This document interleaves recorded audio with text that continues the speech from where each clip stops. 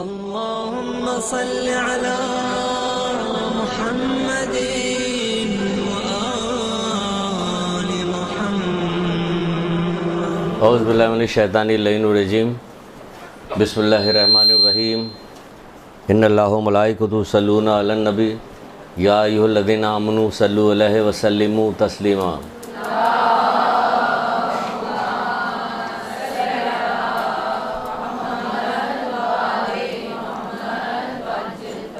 بسم اللہ الرحمن الرحیم ایاک نعبد و ایاک نستعین درود پڑھیے محمد عالم.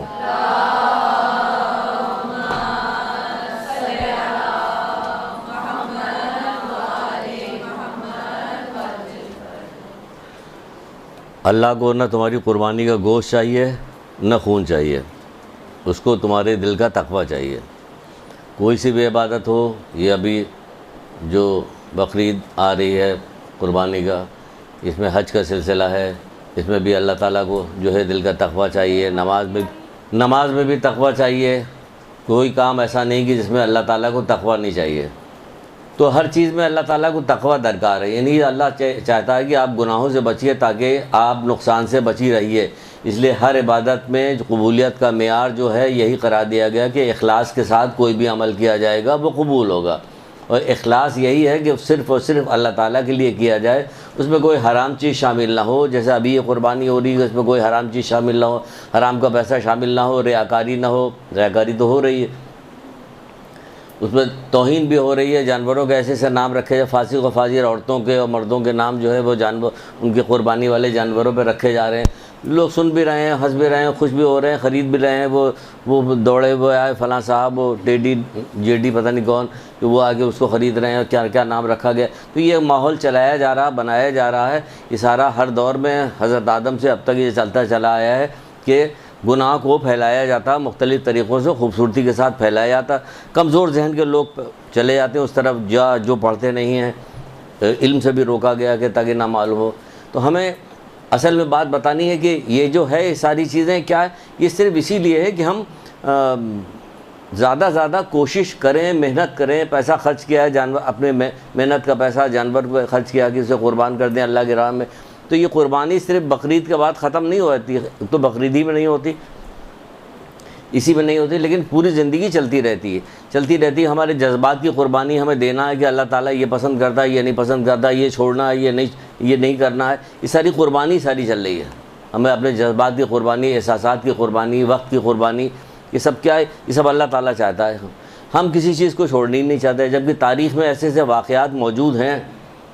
تاریخ میں ایسے ایسے واقعات موجود ہیں کہ آدمی حیران ہو جائے کہ ایسے بھی لوگ ہیں جو اللہ کی راہ میں اللہ سے محبت کرنے کے لیے اللہ کی وجہ سے اپنے بڑے بڑے گناہوں کو چھوڑ دیتے ہیں کہ نہیں اللہ پسند نہیں کرتا، ہم چھوڑ رہے ہیں اس کو.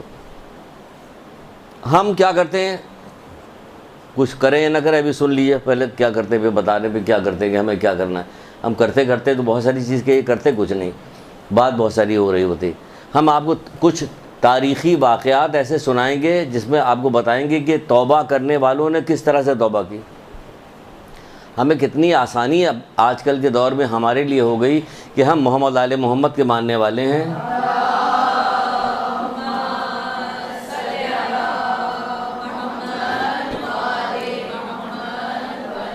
ہمیں بس ایک توبہ کرنی ہوتی سچے دل سے. بہت سارے اذکار، بہت سارے کام ہمارے ایسے بتائے گئے کہ تم نے یہ کام کیا تو تمہارے گناہ معاف ہو گئے، تم نے یہ کام کیا تو تمہارے گناہ معاف ہو گئے. لیکن ہم بہت ساری ایسی چیز چھوڑنے کو تیار نہیں ہوتے. حضرت عیسیٰ علیہ السلام کی بات بتائی جا رہی تاریخوں میں لکھی ہوئی کہ ایک دفعہ حضرت عیسیٰ علیہ السلام گزر رہے تھے ایک جگہ پہ، دیکھا کہ کچھ لوگ بیٹھے گریا کر رہے ہیں.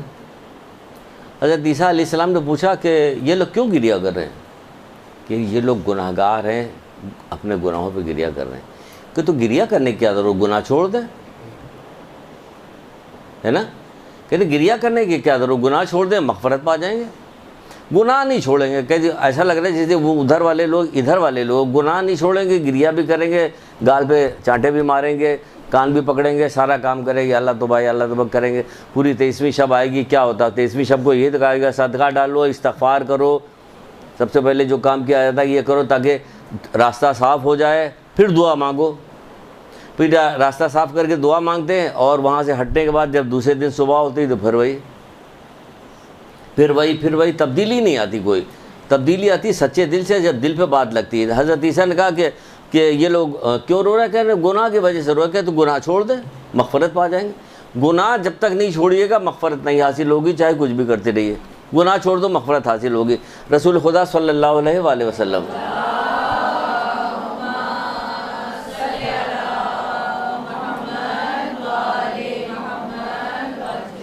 آپ فرماتے ہیں کہ اللہ کے نزدیک بہترین استغفار گناہوں کو ترک کرنا ہے۔ اللہ کے نزدیک بہترین استغفار گناہوں کو ترک کرنا ہے۔ یہ گناہوں کو ترک کر دیے بہترین استغفار ہے۔ چاہے آپ ویسے توبہ توبہ توبہ کی تسبیح پڑھتی رہیے لیکن گناہ ہی نہ چھوڑیے تو کیا فائدہ ہوا؟ اور سارا دیکھیے، سارا کھیل دنیا کا ہو نفع نقصان کا یا آخرت کے نفع نقصان کو، یہ یاد رکھیے گا۔ چاہے کتنی آپ اعمال انجام دیتے رہیے، کتنی خوبصورتی کے ساتھ کیسے بھی کرتے، کچھ بھی کرتے، دنیا کے نفع نقصان، آخرت کا نفع نقصان ایک ہی چیز پہ ہے۔ کیا ہے؟ گناہوں کو چھوڑنا، نیکی کو اختیار کرنا۔ سارا فائدہ نفع نقصان اسی پہ ہے۔ یہاں سے نکل کے سکرات موت سے لے کے، قبر سے لے کے، میدان قیامت سے لے کے، پل صراط کراس کرنے سے لے کے، سب جگہ ایک ہی چیز نقصان پہنچائے گی اور ایک ہی چیز فائدہ پہنچائے گی۔ نقصان پہنچائے گا وہ گناہ، نفع پہنچائے گی وہ نیکی۔ تو ہمیں ہر وقت اس چیز کا خیال رکھنا چاہیے۔ گناہ اس لیے نہیں چھوڑتے کہ کہتے کہ بھائی اس مزہ اب آپ کیا کریں، بالکل اب اسلام اتنی خشکی کا نام بھی نہیں ہے۔ یہ سب باتیں بنائی جاتی ہیں، لوگوں کے کان تک لائی جاتی ہیں کہ اس طرح سے لایا جائے کہ گناہ اور نیکی سب ملا دو تاکہ گناہ غالب آ جائے گا، پھر نیکی تو دبتی چلی جائے گی۔ ابھی ایک دو دن پہلے ٹی وی پہ خبرنامہ کے ساتھ ساتھ ایک دیکھ رہے تھے، مارننگ کے پروگرام آتے رہتے ہیں نا۔ خیر آپ ہم سے زیادہ جانتی ہیں، ہو سکتا ہے کہ ہم بتائیں تو آپ کہیے گا او ایسا تم نے بہت دیکھا ہوا، آپ پتہ نہیں کہاں سے بتا رہے ہیں۔ دیکھیں ایک مولانا صاحب ہمارے بیٹھے ہوئے تھے، ایک اہل سنت کے مولانا بیٹھے ہوئے تھے، وہ مینا اور عرفات کے سلسلے میں گفتگو ہو رہی تھی کہ یہاں کس طرح گناہ معاف ہوتے کیا ہوتے، اور سامنے جو کمپیئر جو بیٹھی ہوئی تھی وہ بالکل ایسی جیسے ماڈل۔ مارننگ شو میں تو آپ دیکھتے نہیں کہ جتنا بند سنور کے آ سکتی ہیں کہ جس کے وہ حد انتہا نہیں، گولڈن بال ادھر سے کیے ہوئے بالکل بے پردہ فلانا دھماکہ، اور گفتگو کس پہ ہو رہی؟ مینا پہ گناہ کے سلسلے میں، معافی کے سلسلے میں مینا میں جو بات ہو رہی اس پہ بات ہو رہی۔ عرفات و مینا میں یہ حج کے سلسلے میں گفتگو، دونوں مولانا بیٹھے بات کر رہے ہیں۔ ایک کہہ رہے ہیں، اس میں سے کہہ رہے ہیں کہ بہت اچھا موضوع آپ نے لیا ہے یہ جو آج کے دن کے مناسبت سے۔ اس کے بعد جیسے رسول اللہ کا نام آتا تھا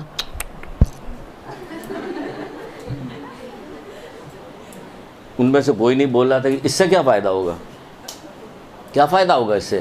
بے پردہ بیٹھی ہوئی ہو اور مذہبی پروگرام کر رہی ہو، عرفات و مینا کے سلسلے میں، حج کے سلسلے میں گفتگو ہو رہی ہے، تو اس سے کیا فائدہ ہے؟ لیکن وہ اگر ان کو کہنا ہوتا تو وہ آتے ہی کیوں؟ وہ کہتے کہ نہیں میں تو نہیں آؤں گا، اگر بے پردہ عورت ہم سے گفتگو کر رہی تو ہم نہیں آئیں گے، لیکن انہیں تو آنا تھا، اس لیے کیسے منع کرتے؟ تو یہ ساری چیزیں مکس کی جا رہی ہیں، اس میں ہوشیاری کرنی ہے۔ ہر دور میں الگ الگ سب چیز چل رہی، فرعون کو برا بھلا کہہ دیا گیا، شداد کو، نمرود کو، ان کو، یزید کو۔ اس کسی کو برا بھلا ویسے کہنے سے کوئی فائدہ نہیں، جب تک ہم اپنے آپ میں تبدیلی نہ پیدا کریں تو کوئی فائدہ نہیں۔ اگر تبدیلی پیدا کریں تو فائدہ ہے، ورنہ بیکار ہے۔ ایک رسمی طور پہ آپ کسی کی مذمت کر رہی، کام وہی کر رہی جو آپ کو وہ کر رہے تھے، اب ذرا سا رنگ بدل گیا، زمانہ دوسرا آ گیا تو اب اس اسٹائل میں کام ہے۔ شوانہ ایک عورت تھی بصرہ میں، جوان تھی، خوبصورت تھی، آواز بھی اس کی بہت زیادہ اچھی تھی۔ بصرہ کے جتنے روسا جو تھے، فسق و فجور والے جو رئیس لوگ تھے، جن کے یہاں جو بھی گانے بجانے کا پروگرام ہوتا تھا اس میں یہ بلائی جاتی تھی، ضرور تھی، اس کے بغیر تو کوئی پروگرام نہیں ہوتا تھا۔ یہ تاریخی واقعہ ہے، ملا احمد نراقی کی کتاب عروج سعادت اس میں تک موجود ہے۔ سمجھیے کہ اتنی واقعہ اس طرح کے مختلف لوگوں نے اپنی الگ الگ لکھی ہے۔ ہم نے اس کو کسی دوسری کتاب سے لیا، لیکن جس کتاب سے بھی اٹھایا ہے انہوں نے اس کا حوالہ دیا تھا عروج سعادت کا۔ یہ ایک دفعہ بصرہ کی گلیوں سے جا رہی تھی اپنی بہت ساری سہیلیوں کے ساتھ، کیونکہ سب کے ساتھ جایا کرتی تھی نا جب کسی کوئی پروگرام ہوتا تھا۔ ایک گھر سے بہت زیادہ بلند رونے کی آوازیں آ رہی تھی، بہت سارے لوگ جیسے رو رہے تھے۔ یہ رکی اور رکنے کے بعد اپنی ایک سہیلی سے کہا جا کے دیکھو تو یہاں کیا ہو رہا ہے۔ وہ اندر گئی اور یہ انتظار کرتے رہے، آئی نہیں ہو۔ پھر دوسرے سے کہا کہ آخر یہ کہاں چلی گئی جو نہیں آ رہی، جا کے تم دیکھو۔ وہ گئی، وہ بھی رہ گئی، 3 سہیلیاں اس کی ایسی ہی رہ گئی، آخر میں وہ خود پہنچی وہاں پہ۔ کہ دیکھیں یہاں پہ کیا ہو رہا ہے. جب وہاں پہ پہنچی تو دیکھا کہ ایک واعظ کر رہا تھا اور قرآن کی آیت پڑھ رہا تھا. وہ قرآن کی آیت کی جس میں کہا جا رہا سورہ فرقان آیت کے نشان 12-13. اس میں کہا جا رہا ہے کہ جب آتش جہنم ان لوگوں کو دیکھے گی تو یہ لوگ بھڑکتے ہوئے شعلوں کی آوازیں سنیں گے. جب انہیں زنجیروں میں جکڑ کے اس میں ڈالا جائے گا تو یہ موت کی دہائی دے رہے ہوں گے. یہ اس نے سننے کے بعد اس نے غور کیا, اور غور کرنے کے بعد وہ اتنی زور سے چیخی اور کہنے لگے, اے واعظ, میں بھی گناہ گار ہوں, سیاہ کار ہوں, کیا میرے گناہ معاف ہو سکتے ہیں؟ سنیے گا, ابھی آگے پھر بتاتے ہیں, اس پہ بولیں گے ہم میرے گناہ معاف ہو سکتے ہیں. واعظ نے کہا کہ ہاں تیرے بھی گناہ معاف ہو سکتے ہیں. تو پھر واعظ نے کہا کہ اگر تیرے گناہ شبانہ جیسے بھی ہوں گے تب بھی معاف ہو جائے گا. اب اسے کیا پتا واعظ کو کہ یہ وہی ہے جس کا نام میں لے رہا ہوں. اس نے کہا, ہائے غضب, میں اتنی بدنام ہو گئی ہوں کہ میری مثال جو ہے ضرب المثل بنی ہوئی. کہا جا رہا ہے کہ تو اگر اس جیسی بھی گناہ گار ہوگی تو بھی تیرے گناہ معاف ہو جائیں گے. اس نے کہا کہ میں وعدہ کرتی ہوں, توبہ کرتی ہوں کہ آج کی تاریخ سے میں کوئی گناہ نہیں کروں گی. کیا اللہ رحمان الرحیم میرے کو کہہ, ہاں اللہ رحمان الرحیم میں تیرے گناہ معاف کر دے گا. وہاں سے نکلی اور چلی. سارا کام دھندا سب اس نے چھوڑا, سارے اپنے عبادت میں لگ گئی, اپنے جسم کو گھلا کے بالکل کہتے نہیں کہ بالکل دبلی کانٹا ہو گئی, اور اسی حالت میں اس دنیا سے رخصت ہو گئی. یہ تھی توبہ کرنے والی. قرآن کی ایک آیت سن کے آپ کو 3 کروڑ دفعہ بتایا جا چکا بہت ساری چیزیں, کہ جھوٹ نہ بولنا, غیبت نہ کرنا, بے پردگی مانا چیز لکھی ہوئی ہے, یہ برے ماں باپ سے برا سلوک نہ کرو, رشتہ داروں سے برا سلوک نہ کرو. قرآن کی آیتیں پڑھی جائے, ہم پڑھ کے سنا کے ہو سکتا ہے کہ جو سنانے والا وہی بے حال ہو کے ختم ہو جائے, دبلا ہو کے کاٹا ہو کے ختم ہو جائے, سننے والے پہ کوئی اثر نہیں ہوا. ہمارا یہ اثر ہو گیا کہ ہمارے پہ کوئی چیز اثر نہیں. آپ کو کتنی ہزار دفعہ بتایا گیا ہے کہ نہیں بتایا گیا کہ جو غیبت, اگر مثال کے طور پہ غیبت کی بات کر لیں کہ غیبت چھوڑ دو, کوئی چھوڑنے کو تیار نہیں ہو رہا. غیبت چھوڑ دو بھائی, غیبت چھوڑ دو, ابھی سے چھوڑ دو, ورنہ اگر توبہ کر کے مری تو سب سے آخر میں جنت میں جائے گا, اگر بغیر توبہ کے مری تو سب سے پہلے جہنم میں جائے گا. یہ حدیث آپ لوگوں نے لکھوائی جا چکی بہت پہلے, بہت ساری چیزیں دہرائیں گے تاکہ کیا مطلب, تاکہ شاید چھوڑ دیں, اس لیے دہرائی جائے گی. کیا ہوا, یہ کون تھی, یہاں کون ہے, سیدانی ہیں, نجیب الطرفین سیدانی, بہت شریف ہے, بہت نیک ہیں, یہ خاندان ہے, وہ خاندان ہے, فلانا ہے, دھماکہ, اثر کچھ بھی نہیں ہوتا کسی بات کا. تو یہ خاندان کیا کرے گا؟ خاندان تو کون تھا, آپ کے والد کون تھے, کہ حضرت نوح, کہ تو آپ یہاں کیا کر رہے ہیں, جو وہ کہہ رہے ہیں وہ کریے, کشتی میں جائیے, یہاں پہ کہاں چڑھے ہوئے ہیں آپ پہاڑ کے اوپر. تو اس سے نہیں ہوتا کچھ کہ خاندان کیا کہہ رہا ہے, کیا کہہ رہا ہے. قبر میں خاندان نہیں پوچھا جائے گا, اعمال پوچھا جائے گا. اعمال بتاؤ اپنے کیا, شرافت بتاؤ تمہاری کیا ہے. ہم کوئی چیز چھوڑنے کے نہیں تیار, یہ اس نے چھوڑا کہ نہیں چھوڑا. ہم اس طرح کئی ایک واقعات آپ کو سناتے ہیں اور پھر اس کا جائزہ لیتے ہیں کہ دیکھیے ہم کیا کر رہے ہیں. ہم کوئی مشکل کام نہیں ہے, جب آدمی ٹھان لیتا ہے تو ہر کام کر سکتا ہے نا, ٹھان لیتا تو ہر کام کر سکتا اور کر لیتا, اور پھر مزہ بھی آتا ہے. تو کیا وہ اتنے دنوں سے اتنے عیش و آرام کی زندگی گزار رہی تھی اور لوگوں کے درمیان میں تھی تو بڑا مزہ آ رہا تھا, اللہ تعالیٰ کی توبہ کی تو اس کا مزہ ختم ہو گیا, ختم ہو جاتا, دوسرے دن نکل کے باہر آ جاتی کہ نہیں. آدمی کے دل میں جب اللہ کی محبت پیدا ہوتی ہے نا, ابھی آپ دھوپ میں آئی ہیں نا, دھوپ میں کتنی تیز دھوپ تھی, جب باہر سے جو ہوا آ رہی تھی کتنی گرم آ رہی تھی, 40-42 ڈگری خالی ٹمپریچر ہے. اس وقت آپ نے سوچا ہوتا 3 دن کی بھوک, 3 دن کے پیاس, 52-55 ڈگری کا ٹمپریچر, مولا لوگ کس طرح سے, بچے کیسے زندہ رہے, کیسے رہے یہ وہاں پہ, یہ کیا ہوا. یہ اگر سوچتی ہوئی آپ آ رہی ہو تو میں تو سوچ رہا تھا کہ یہ لوگ کیسے زندہ رہتے, انہوں نے کیسے قربانی دی. ہم نے کیا کیا, ہم تو کیا کر رہے ہیں, کچھ بھی نہیں کر رہے ہیں, جا رہے ہیں مشکل سے 40 ہے, پھر بھی آپ سائے میں سب کچھ کر کے آ رہی. دیکھیے جب اللہ کے لیے کام کیا جاتا ہے نا تو اللہ تعالیٰ دل میں ایک کیفیت پیدا کرتا, عشق کی ایک کیفیت پیدا کرتا ہے کہ سب کچھ کر سکتا آدمی. دیکھ لیجئے کس نے کیا کر دیا, ان لوگوں نے کیا کیا.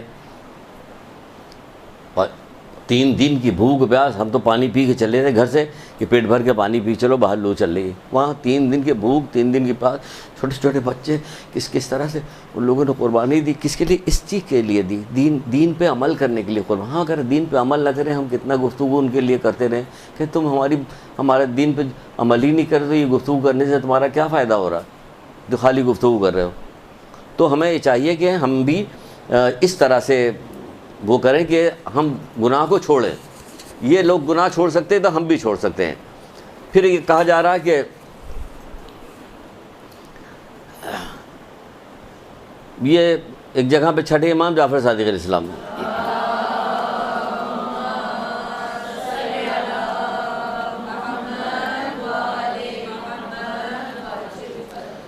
چھٹے امام فرماتے ہیں کہ جب بندہ کثرت کے ساتھ استغفار کرتا ہے تو اس کا صحیفہ عمل چمکتا ہوا آسمان کی طرف جاتا ہے، اس کا صحیفہ عمل چمکتا ہوا آسمان کی طرف، کیونکہ اللہ تعالیٰ بہت پسند کرتا ہے نا، توبہ کرنے والوں کو بہت پسند کرتا ہے، تو اس کا صحیفہ چمکتا ہوا آسمان کی طرف جاتا ہے جب بندہ کثرت سے استغفار کرتا ہے۔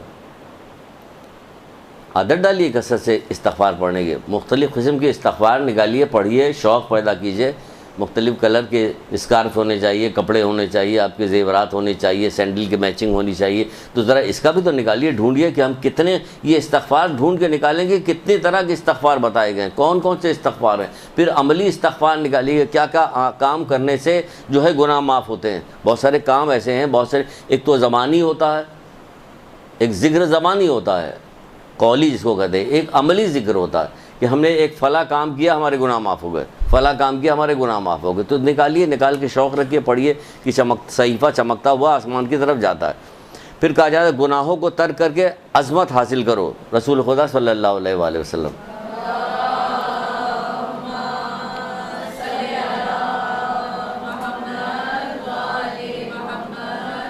گناہوں کو ترک کر کے عظمت حاصل کرو۔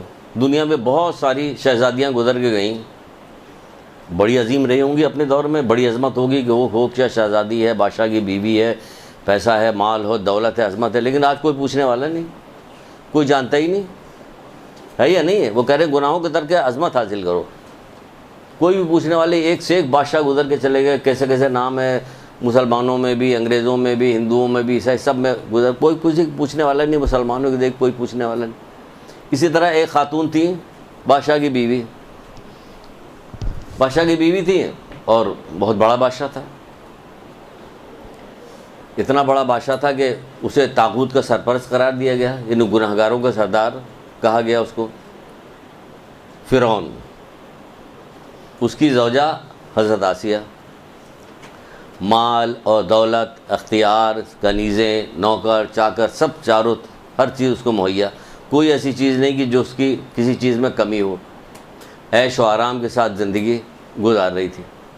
لیکن ہوا کیا، مرضی کے مطابق ملکی خزانہ جتنا جہاں چاہے وہاں خرچ کر سکتی تھی، بادشاہ کی بیوی تھی نا۔ فرعون ختم ہوا، دشنام ہو گیا، یہ بھی ختم ہوتی ہیں، اگر اسی حالت میں رہتی تو ان کو بھی کون پوچھنے والا تھا، لیکن ایسا نہیں ہوا۔ اس عیش و آرام کے ساتھ رہنے کے باوجود جب حضرت موسیٰ کا پیغام پہنچا، ان کے کانوں تک پہنچا، انہوں نے غور فکر کیا اور اپنے شوہر کی جو غلط کاریاں اور بیکار اور نافرمانیاں تھیں اس پر غور کیا، تو کہا کہ نہیں، یہ حضرت موسیٰ جو گفتگو کر رہے ہیں، جو بات کر رہے ہیں، یہی حق ہے، اور میرا شوہر جو کچھ کہہ رہا ہے یہ باطل ہے۔ پھر انہوں نے دل میں ٹھان لیے، کیا ٹھان لیا؟ انہوں نے یہ ٹھان لیا کہ ہم جو ہے اب حق جو ہے ہمارے دل میں جب اس کی چمک اٹھا تھا تو انہوں نے کہا کہ اب ہمیں جو ہے اس طرز زندگی کو چھوڑنا پڑے گا، جب کہ وہ جان رہی تھی کہ اس طرز زندگی کو چھوڑنے کے بعد اور اس اعلان کے بعد کہ میں تجھے خدا نہیں مانتی ہوں، میں موسیٰ و ہارون کے خدا کو اپنا پروردگار جانتی ہوں، اس کے بعد پھر ہمارا انجام کیا ہوگا؟ تو انجام تو وہ روزانہ دیکھ رہی تھی، لوگوں کا انجام، جو فرعون سے مخالفت کرتے تھے اس کا کیا انجام ہوتا تھا، تو اپنی آنکھوں سے روزانہ کا ان کا معمول تھا، دیکھ رہے تھے، وہ بھی سمجھ رہے تھے میرا انجام کیا ہوگا۔ میخوں والی سزا دینے والا کہا جاتا تھا، ہاتھ پیر میں میخیں ٹھوک دیتا تھا، وہ اس طرح سے سزا دیا کرتا تھا، اتنا ظالم ترین آدمی تھا یہ فرعون۔ جب انہیں معلوم ہو گیا کہ وہ سب کچھ چھن جائے گا، سب کچھ ہو گیا، لیکن اس کے باوجود انہوں نے حق کو قبول کیا اور اپنے گزشتہ جو اعمال تھے اس سے توبہ کی۔ انہوں نے جب توبہ کی اور یہ خبر جب فرعون تک پہنچی تو کافی کوشش کی، اس نے کافی کوشش کی اس کو سمجھانے کی، اس کو راہ پہ لانے کی، لیکن یہ کسی طرح سے بات ماننے کو تیار نہیں ہوئی۔ پھر اس نے ٹھان لیا کہ اب اس پہ اگر یہ نہیں مانے گی تو اس سے ظلم جو ہے طریقہ کار وہ کیا جائے گا۔ پھر بھی یہ نہیں مانی ہے، پھر بھی نہیں مانی تو پھر کہا کہ شکنجے میں جکڑ دو ان کو. پھر ان کو شکنجے میں جکڑ دیا گیا. شکنجے میں جکڑنے کے بعد ان کے سینے پہ بڑے بڑے پتھر مار کے ان کو کوٹ کے ان کو شہید کیا گیا. وہ اس دنیا سے چلی گئی لیکن بات نہیں مانی. ان کا نہیں، میں نے اللہ پہ ایمان لیا ہی ہوں، میں گزشتہ گناہوں سے میں نے توبہ کر لیا ہوں، اب میں پلٹنے والی نہیں ہوں. کون؟ آرام و آسائش کے ساتھ رہنے والی، لاکھوں کروڑوں روپے میں کھیلنے والی، زیورات تھی، کنیزیں تھی، سب کچھ تھی، لیکن کیا ہوا؟ حق بات پہنچی. ہم تک پہنچی کہ نہیں پہنچی ابھی تک حق بات پہنچی، دن منقلب ہوا. اور پھر کیا ہوا کہ اب کوئی ظلم نہیں ہے، سارے ظلم قبول کیا، سب کچھ ہوا، اس دنیا سے چلی گئی. رسول خدا صلی اللہ علیہ وآلہ وسلم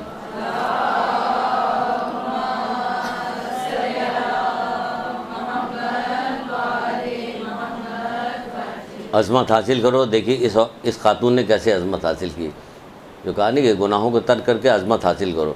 اللہ کے رسول کہتے ہیں جنت 4 عورتوں کی مشتاق ہے. جنت 4 عورتوں کی مشتاق ہے. حضرت مریم، حضرت آسیہ، حضرت آسیہ، حضرت خدیجہ الکبریٰ اور فاطمۃ الزہرا سلام اللہ علیہ.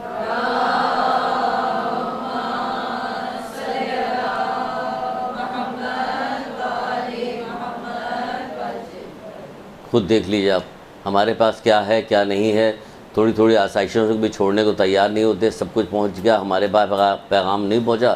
ان کے بعد تو حضرت موسیٰ اور ہارون کا پیغام پہنچ گیا، تو انہوں نے پیغام پہنچا، عیش و آرام کی زندگی گزاری، پیغام پہنچا، منقلب ہو گئے. ہمارے پاس کیسے کیسے پیغام پہنچے؟ رسول اللہ کے حوالے سے ہمارے پاس پیغام پہنچے، بی بی سعیدہ کے حوالے سے پیغام پہنچے، کس قدر مشقتیں برداشت کر رہی پھر پیغام پہنچایا. حضرت علی علیہ السلام نے پیغام پہنچایا. امام حسن نے جگر کے ٹکڑے کٹ کٹ کے تشت میں گر رہے ہیں، پیغام پہنچایا. امام حسین اسلام نے کربلا کے میدان میں سختیاں جھیل کر ہم تک پیغام پہنچائے. ہمارے پاس کیسے کیسے انداز میں پیغام آئے ہیں، اور ہمیں کیا ہوا کہ ہم کوئی گناہ چھوڑنے کو تیار نہیں. بات تو دیکھیے، کوئی گناہ چھوڑنے کو تیار نہیں. کوئی عزیز رشتہ داروں کے ساتھ حسن سلوک نہیں ہو رہا، کوئی چیز برداشت نہیں کی جا رہی، کچھ بھی نہیں ہو رہا، نہ سچ بولا جا رہا، نہ جھوٹ سے پرہیز کیا جا رہا، نہ غیبت سے پرہیز کیا جا رہا ہے. ایک ذرا سا اسکار باندھنے کو تیار نہیں عورتیں کہ ذرا سے چھوڑ دیں تو کیا چیز چلی ہے، کون سی بادشاہت چھن رہی ہے، کون سی اس نے تو چھن رہی تو کہا چھن جائے، پرواہ نہیں.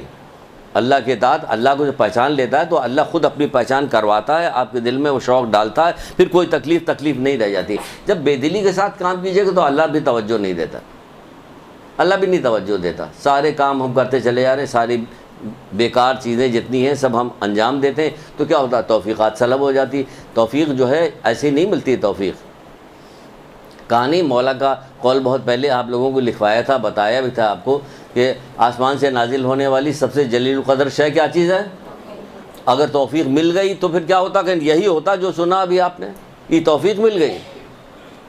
جب توفیق مل جاتی ہے تو کیا ہوتا کہ وہی ہوتا ہے کہ فرعون کہہ رہا ہے، اسی واقعے کے ساتھ اگر جوڑ لیجئے تو مل جائے گا آپ کو، کہ فرعون کہتا ہے کہ میں تم لوگوں کو جادوگروں سے کہہ رہا ہے کہ تم لوگوں کو اپنے جو ہے دربار میں بلند مقام دوں گا، تم کو جائیدادیں دوں گا، تم کو سامان دوں گا، سب کچھ مہیا کروں گا تمہارے لیے. لیکن کیا ہوا؟ جب انہوں نے حق کو پہچان لیا تو وہ لوگ بھی ایمان لے کے آئے. ان کا تمہارے پھر ہاتھ پیر کاٹ دیے جائیں گے. ان کا کاٹ دو ہاتھ پیر، ہاتھ کاٹا گیا، پیر کاٹا گیا، سولی پہ لٹکایا گیا، لیکن نہیں مانے. نہ پیسے کی لالچ انہیں روک سکی، نہ ظلم انہیں روک سکا. دونوں میں سے کوئی چیز نہیں روک سکی. کیوں؟ توفیق مل گئی. جب توفیق مل جاتی ہے تو ایسی لذت آتی ہے، ہاتھ پیر کٹوانے میں لذت آتی ہے، مزہ آتا ہے اللہ کی راہ میں. جب توفیق مل جاتی ہے تو پھر کیا ہوتا ہے کہ ابا کے پستول لا کے گولی مار لیتا ہے. پھر یہ بھی ہوتا ہے کہ نہیں ہوتا ہے؟ کہاں اس کو دقت پیش آئی؟ نہیں پیش آئی. نہیں تو اللہ کی راہ میں دقت ہے. اور دنیا میں جو فنا ہونے والی دنیا جس میں عذاب ہی عذاب ہے، جس کے بعد تو اس کے لیے جو ہے وہ کوئی دقت نہیں. توفیق لی نہیں، توفیق کی بھیک لیجئے. توفیق کا پوچھا گیا، میں نے کسی سے پوچھا عالم سے کہ بھائی یہ توفیق ملے کیسے ملے، کیا حاصل؟ کہ توفیق دعا کے ذریعے سے ملتی. بہت ساری دعائیں انبیاؤں کی دعا موجود ہے جس میں وہ توفیق کی بھیک، آپ کسی کام کے لیے وہ توفیق کی بھیک مانگیے کہ پروردگار مجھے توفیق دے. آپ بہت ساری دعائیں، معصورہ دعائیں پڑھیے گا، اس کے اندر توفیق کے باب میں لکھا ہوا ہے. جب اچھی چیز آپ کو بتا دی کہ مولا کہتے ہیں نہیں جو اچھی چیز کو برا جانے وہ نصیحت کرنے والے کی نصیحت سے روگردانی کرے اسے کبھی توفیق نہیں ملتی. نصیحت قرآن آپ کو نصیحت کر رہا, محمد آل محمد آپ کو نصیحت کر رہے ہیں, آپ روگردانی کر رہے ہیں یعنی اس سے منہ پھیر رہے ہیں, تو پھر کیا ہوگا؟ توفیق نہیں ملے گی, پھر توفیق نہیں ملے گی. وہ اگر مل جائے گی توفیق تو پھر کوئی پریشانی نہیں, پھر سارا کام بھلائی کے ساتھ ہوتا رہے گا, کچھ بھی نہیں ہوگا. اگر توفیق مل گئی تو ہمیں چاہیے اللہ تعالیٰ سے توفیق کی بھیک مانگیں. پھر ایک جگہ پہ تو ہمیں توبہ کریں, تو توبہ کریں گے یہ ہوگا 4 عورتوں کی مشتاق ہے. پھر ایک جگہ پہ رسول خدا کہہ رہے ہیں کہ اچھا آپ توبہ کیجئے گا تو پہچان کیا. ابھی 2 ایک واقعات اور سناتا آپ کو, لیکن بیچ میں ایک چیز سن لیجئے تاکہ پتہ تو چلے کہ ہم نے توبہ کیا تو کیا توبہ کیا, کچھ پتہ توبہ سے کیا فرق پڑ. تو رسول اللہ کہہ رہے ہیں توبہ کرنے سے کچھ چیزوں میں تبدیلی آتی ہے, یعنی آپ میں کوئی تبدیلی آئے گی کہ آپ نے توبہ کیا. تو کیا تبدیلی آئے گی؟ سب سے پہلے رسول اللہ فرمایا جس نے توبہ کی لیکن حقدار کو راضی نہیں کیا, یعنی توبہ میں بہت ساری چیزیں آئیں گی. حقدار کو راضی کیا, جس کا جو حق ہے اسے راضی کیے, تو وہ تائب نہیں ہے. کسی کی کوئی چیز لی ہوئی, کسی کو مال لیا ہے, کسی کو اور کوئی بات ہے کسی سے, وہ تو حقدار کو آپ راضی کیجئے ورنہ تائب نہیں. آپ کی عبادت میں اضافہ ہونا چاہیے. تو توبہ کرتے ہیں عبادت وقت کی پرواہ نہ کیجیے. عبادت ایک ایسی چیز ہے جو وقت کو بڑھا دیتی ہے, برکت دیتی ہے, وقت کے اندر برکت پیدا ہوتی ہے. آپ کو پتہ بھی نہیں چلتا وقت میں برکت پیدا ہو رہی. آپ کہتے ہیں ارے یہ کام, جیسے بہت سارے پرانے علماء ابھی موجود ہیں, کہتے ہیں ہمارے جب کوئی کام نہیں ہوتا تو میں کثرت کے ساتھ استغفار پڑھتا ہوں. 1100 دفعہ ہم نے استغفار کی تسبیح پڑھی تو ہمارا کام ہو جاتا. اب ہم نے سوچا 1100 دفعہ استغفار تو پھر باقی دن کیا ہوگا. ایک دن سوچا کہ لاؤ کر کے دیکھتے ہیں. کیا, کر لیا, یاد بھی نہیں رہا کہ ہو گیا. دوسرے دن بھی کیا, کل تو کیا تھا آج بھی کر لیتے ہیں, پھر پرسوں بھی کیا. اس کے بعد پتہ چلا عادت پڑ گئی اور یہی نہیں پتہ چلتا کہ وقت کہاں سے آیا. اللہ تعالیٰ جو ہے وقت کے اندر برکت نہیں کہ پیسے میں برکت پیدا ہو گئی, اور پیسے میں کیا برکت نہیں پیدا ہوئی. برکت کیا ہے, کسی کے پاس 10 روپیہ تھا تو اس میں بہت سارے کام ہو گئے, آپ کے پاس 10 روپیہ تھا تو کچھ بھی نہیں ہوا اس کے اندر. تو برکت پیدا کرتا ہے. تو آپ جب نیک کام کیجیے گا تو اللہ تعالیٰ برکت دے گا اس میں, وقت کو بڑھا دے گا. تو عبادت میں اپنی اضافہ کے لباس کو تبدیل کیجیے, کم سے کم اتنا ہی تبدیل کر لیجیے کہ حجاب والی بن جائیے. یہی والا لباس تبدیل کر لیجیے, شاہانہ لباس نہ پہنیے, کہ زرق باز لباس نہ پہنیے کہ لوگوں کو دیکھ کے وہ ہو گئے. ہوتا نہیں ہے آج کل کے لباس دیکھ نہیں رہے. دولہا والا لباس جو ہوتا ہے اگر رکھ دیا جائے خالی ایسے ہی تو بتاؤ تو کسی کے سمجھ میں نہیں آئے گا کہ دولہا کے لباس ہے یا دلہن کا, یہی نہیں پتہ چل رہا ہوتا. اب کیا میڈیا ان تمام چیزوں کو بڑھاتا ہے تو شور مچ جاتا. پہلے کہاں اس طرح سے بکرے ٹہلائے جاتے تھے, سب لوگ پہلے بھی قربانیاں ہوتی تو کچھ بھی نہیں ہوتا. اب اتنا ہائٹ منڈی دکھائی جا رہی, یہ دکھائے وہ جا رہا, سب چیز بڑھائی جاتی ہے ان تمام چیزوں کو. کیا یہ ریاکاری کی طرف چلی جائے, یہ دکھاوے کی طرف چلی جائے. یعنی ہر دین کے جتنے کام ہیں سب کو اس طرح سے مکس کر کے پیش کیا جاتا ہے کہ خرابی کی طرف چلے جائے. تو بہرحال کیا کام کرے, کہتے ہیں لباس میں تبدیلی پیدا ہو. جس نے توبہ کیا لیکن لباس تبدیل نہیں کیا اس نے, یعنی کہ لباس میں تبدیلی, یعنی مطلب کہ ایسا لباس جو نمود و نمائش والا نہ ہو, طور طریقے نہ بدلے. توبہ کیا اور طور طریقے میں تبدیلی نہیں پیدا ہوئی, وہی جھڑک کے بات کرنا, وہی بد اخلاقی بد زبانی جو چل رہی تھی وہی چل رہی, کوئی فرق ہی نہیں پیدا ہوتا. تو پھر کہا جا رہا ہے کہ جس نے توبہ کی لیکن زبان کو قابو میں نہیں رکھا.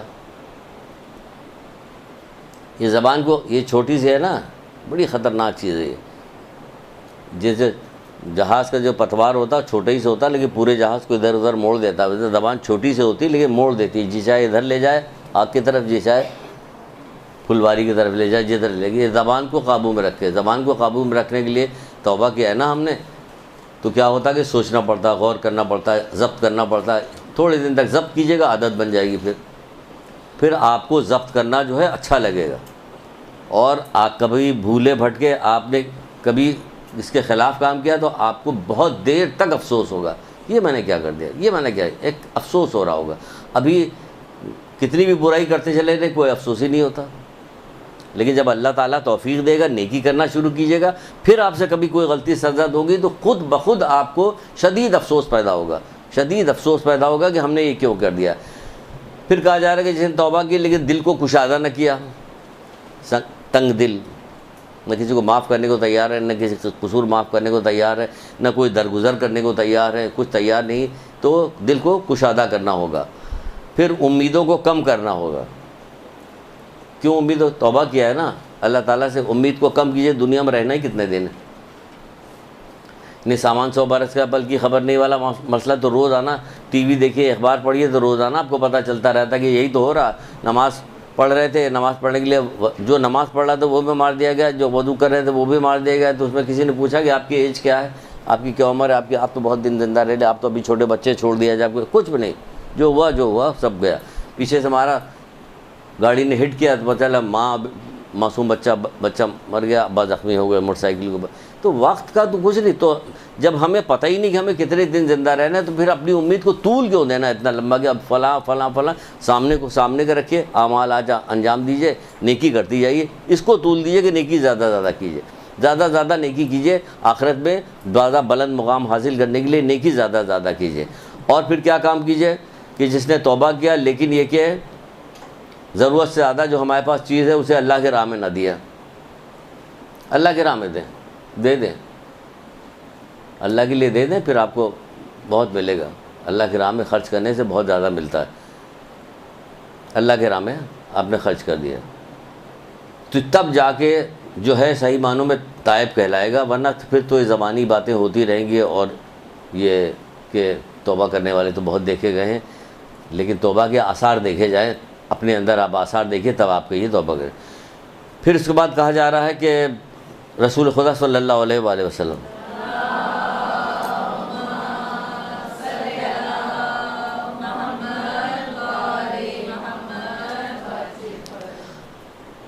بڑا اچھا قول ہے. دیکھ وہ ناچنے گانے والی اس نے قرآن کی آیت سنی, غور کرنا شروع کر دیا, سوچنا شروع کر دیا. بھائی ہم کوئی چیز, سب سے بڑا مسئلہ ہی ہے کہ ہم سوچتے نہیں, کسی چیز پہ رکتے نہیں.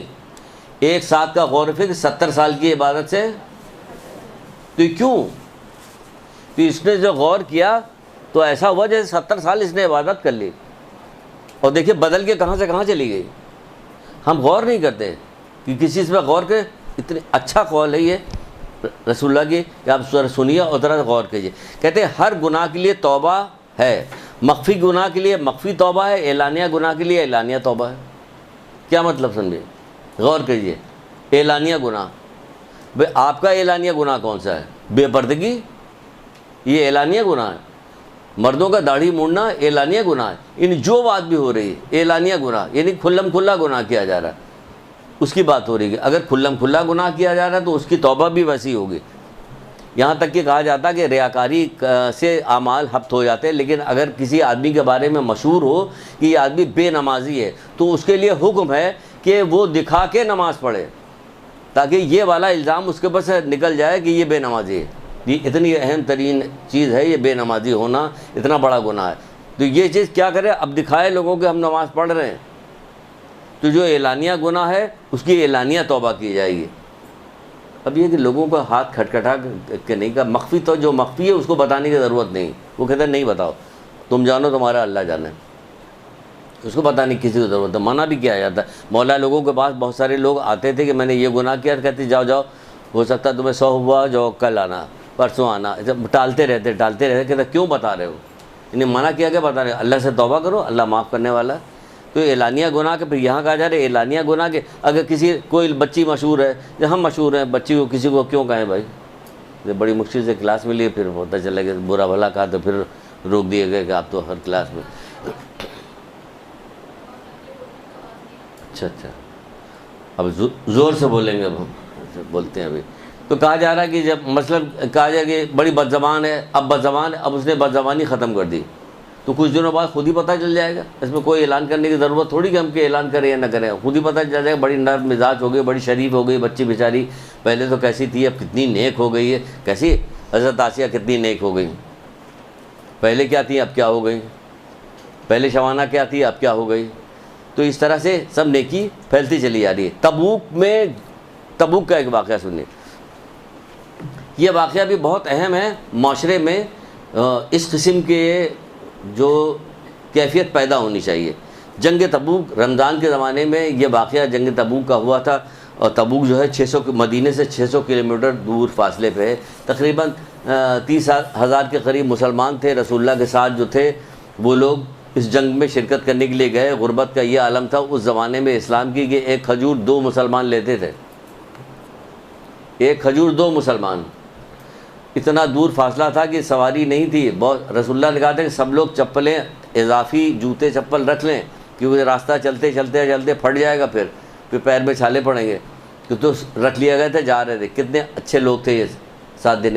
ہم سے کون سی ایسی محنت کروائی جا رہی؟ کوئی بھی محنت نہیں کروائی جا رہی. آپ سے کون سا فاقہ کروایا جا رہا کہ گھر میں اپنے حصے کا جو ہے اگر بچہ چھوٹا بھائی چھین کے لے جائے تو کتنا جھگڑا ہو رہا ہوتا. وہاں ایک کھجور پہ 2 مسلمان چل رہے تھے. لیکن جب وہاں پہ جانے لگے تو کچھ منافقین اور کچھ 3 کے قریب مسلمان ایسے تھے جو ٹال مٹول میں رک گئے کہ اچھا چلے جائیں گے, ابھی پہ کل چلے جائیں گے, جب پرسوں چلے جائیں گے. ٹال مٹول کرتے رہے یہاں تک کہ وقت گزر گیا. وقت گزر گیا تو جب یہ لوگ جنگ کر کے واپس ہوئے تو یہ لوگ استقبال کے لیے گئے.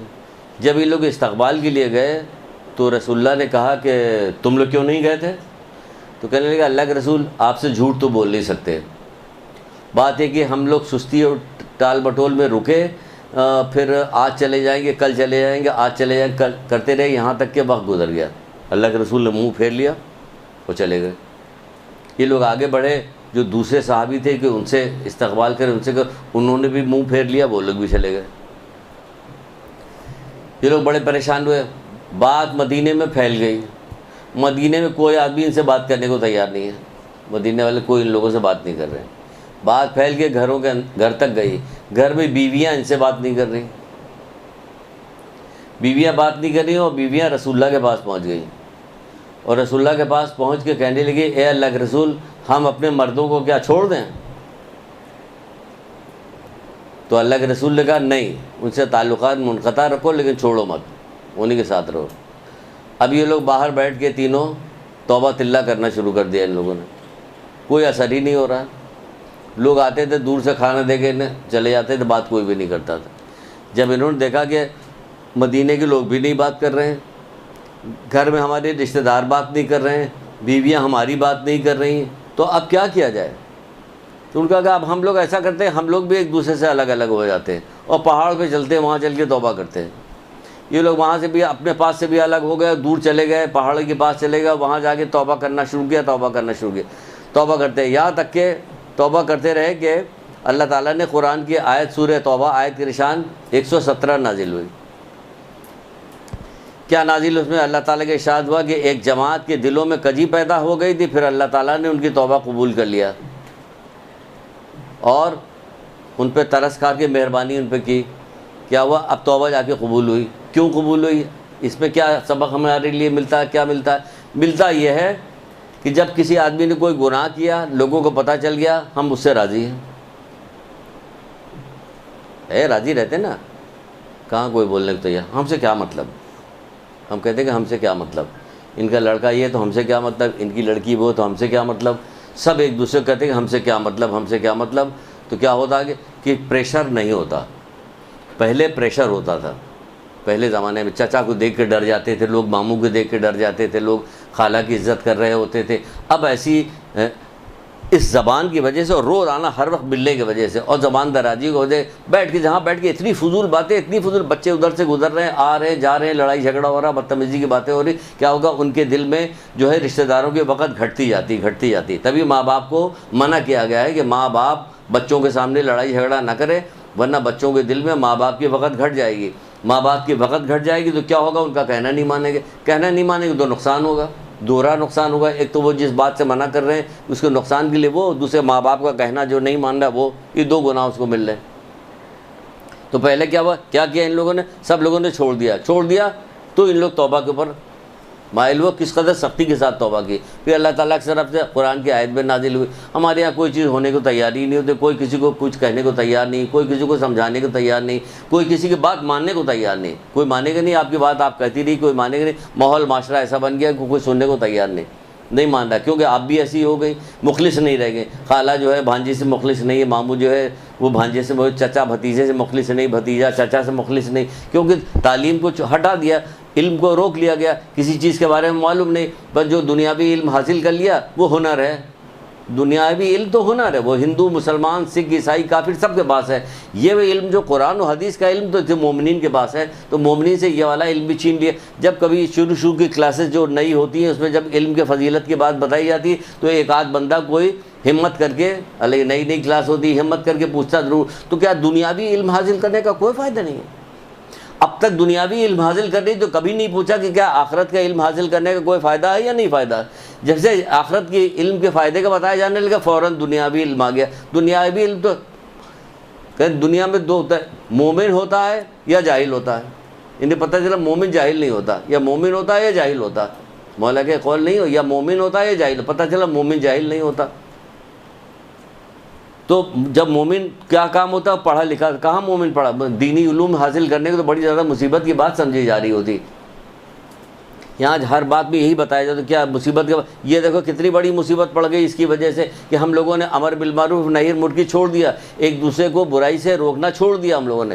بھی جب چھوڑ دیا ہم نے تو دیکھیں سب کا سب ڈوب گیا، سارا معاملہ ڈوب گیا، سب خراب ہو گیا۔ اب ہم ہاتھ ملتے رہتے ہیں کہ ہمارا لڑکا کسی طرح سے ہماری بات نہیں مان رہا، اسے پتا کہ چچا کیا کر لیں گے، ہمارا ماموں کیا کر لیں گے، ہمیں کوئی کچھ نہیں کہے گا۔ جتنی بدتمیزی کر سکتے ہو کرو ماں باپ سے، جتنی بدتمیزی کر سکتے ہو شوہر کے ساتھ کرو، شوہر جو ہے بیوی کے ساتھ کرے، معلوم ہے کوئی کچھ کہنے والا نہیں، کچھ نہیں۔ کہیں مجلسیں ابھی ہوں گی 2 مہینے 8 دن تک مجلسیں ہوں گی، کوئی چیز کوئی بات ایسی نہیں بتائی جائے گی جس کے اندر کوئی نصیحت ہو، نصیحت کے علاوہ بھی کوئی چیز ہے۔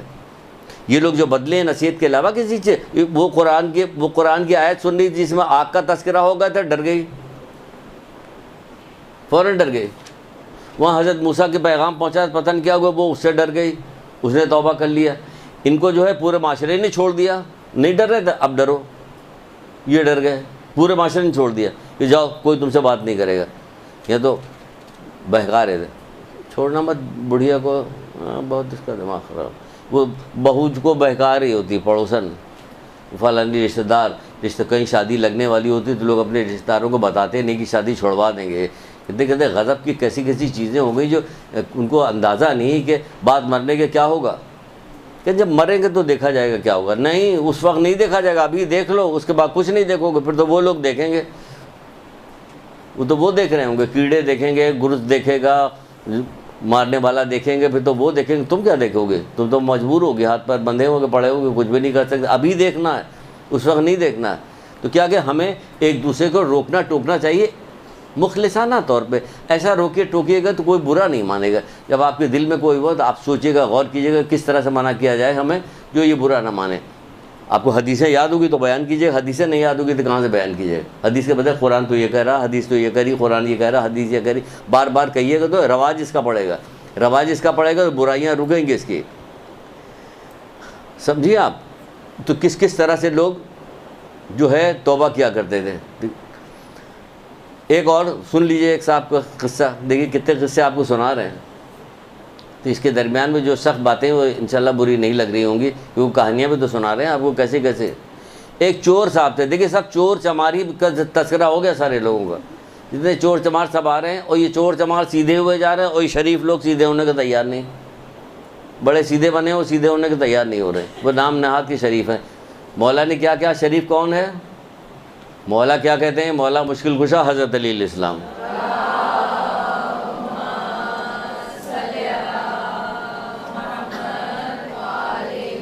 مولا کیا کہتے ہیں؟ شریف وہ ہے جس کو علم اور حکمت نے شریف بنایا ہو۔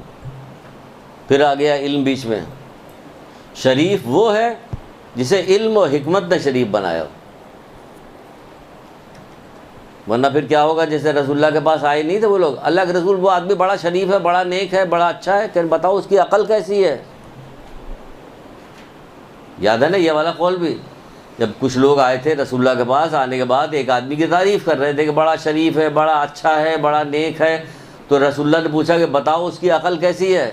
کہ نا اللہ کے رسول ہم اس کی شرافت کا تذکرہ کر رہے ہیں، آپ ہم سے اس کی عقل کے بارے میں پوچھ رہے ہیں؟ کہنا ہاں بہت سارے لوگ بے عقلے ایسے ہوتے ہیں کہ جو فاسق و فاجر سے زیادہ بدتر کام کرتے ہیں، جب عقل ہی نہیں تو یہی سب کام ہوگا، عبادت اپنی جگہ پہ کرتے رہیں گے لیکن بے عقلی کی وجہ سے اپنے سارے اعمال حبط کراتے رہیں گے۔ تو ایک چور تھا، چور کا تذکرہ ہے، تو اس میں کیا کر رہا تھا؟ وہ چوری کیا کرتا تھا۔ ایک دفعہ اس نے سوچا کہ ملکہ کے ہار کے بارے میں بہت شہرت ہے آج کل شہر میں کہ ملکہ کے گلے میں بہت قیمتی ہار ہے. تو سوچا روزانہ چھوٹی چھوٹی چوریاں کرتے ہیں, کوئی ایسی ترکیب کی جائے کہ وہ ہار اڑا لیا جائے. اگر وہ ہار اڑا لیتے ہیں تو اب روزانہ کی چوری سے جان چھوٹ جائے گی ہماری, آرام سے بیٹھ کے کھائیں گے. اب کیا کیا, سوچتا رہا, محل کے گرد چکر لگاتا رہا کہ کسی دن موقع ملے تو جائیں محل کے اندر. ایک دفعہ اسے موقع ملا, رات کے وقت چڑھ گیا. وہ چڑھ کے دھیرے دھیرے دبے پاؤں وہ بادشاہ کے کمرے تک پہنچ گیا. وہاں کمرے تک پہنچا تو آواز آ رہی تھی بات کرنے کی. تو رک گیا, کہنے ارے یہ رات کو بھی جاگ رہے ہیں, یہ لوگ باتیں کر رہے ہیں. کان لگا کے سننے لگا کہ بات کیا ہو رہی. بات وہاں یہ ہو رہی تھی کہ بادشاہ اپنی بیوی سے یہ کہہ رہا تھا کہ ہمارے پاس ایک ہی بیٹی ہے ہماری, ہمیں مال و دولت کی کوئی ضرورت نہیں ہے, بس ایک شریف لڑکا مل جائے ہمیں تو بس کافی ہے ہمارے لیے کوئی ضرورت نہیں ہے کہ کیسا ہو. تو سمجھ میں نہیں آتا کہ یہ شریف لڑکا ملے گا کہاں سے ہمیں. تھوڑی دیر تک یہ بات کرتی رہی تو اس کی بیوی نے کہا کہ کوئی مسئلہ نہیں ہے, اس میں کوئی بھی مسئلہ نہیں ہے. آپ ایسا کیجئے کہ اپنے کارندوں کو یہ اطراف کی جتنی مسجدیں سب جگہ بھیج دیجیے. جو لڑکا سب سے پہلے صبح کی نماز کے لیے آتا ہوگا وہ یقیناً بڑا شریف ہوگا, پھر اسی سے اپنی بیٹی کی شادی کر دیں گے. اس نے سوچا کہ یا اللہ ہار لے کے کیا کریں گے, نکل لو یہاں سے, سیدھے چل کے مسجد میں بیٹھتے ہیں, پوری بادشاہت ہمیں ملنے والی ہے, ہم یہاں ہار کے پیچھے لگے ہوئے. بس وہ چپکے سے اترا اور اتر کے نکل کے مسجد میں چلا گیا, مسجد میں جا کے بیٹھ گیا. صبح کا وقت ہوا, کارندے پہنچ گئے. کہا کہ چلو, جب اس کے پاس کارندے پہنچے کہ چلو, پھر وہی غور فکر, بہت بڑی دولت ہے, کاش لے آئیے کبھی, لیٹ کے چپ چاپ تھوڑی دیر غور فکر بھی کیا کیجیے. بہت بڑی دولت ہے یہ غور فکر. اگر اس دولت کی طرف مطلب ہم لوگوں کو کہا گیا ہوتا بچپن سے, تو ہم لوگ بچپن سے غور فکر کرنے کے عادی ہو جاتے, تو کہاں سے کہاں ہوتے. ہم تو بچپن سے مجلسیں سن رہے ہیں, کہ حضرت حر کو سنا نہیں تھا کہ غور فکر کر رہے تھے 9 کی رات کو, غور فکر کر رہے تھے, اللہ تش کی آوازیں سنی تو غور فکر کرنے لگے, ٹہلنے لگے, کہنے کہ اے حر تمہاری کیا حالت ہم دیکھ رہے ہیں, ایسی حالت تو تمہاری کبھی ہم نے نہیں دیکھی, تم تو بہادروں میں سے ایک بہادر تھے, یہ کیا تمہیں آج ہو گیا. تو کیا وہ سوچ رہے تھے, غور فکر کر, ہم جہنم اور جنت کے درمیان ٹہل رہے ہیں, ہم اس وقت جہنم اور جنت کے درمیان ہے کہ ہمیں کیا کرنا چاہیے. غور فکر کر رہے, غور فکر کر کے پہنچے کہاں, آپ دیکھا کہاں پہنچ گئے, حضرت حر کہاں پہنچ گئے, کہ آج پورا زمانہ, پوری دنیا, امام زمانہ سب کے سب سلام کر رہے ہیں کربلا کے شہیدوں کو.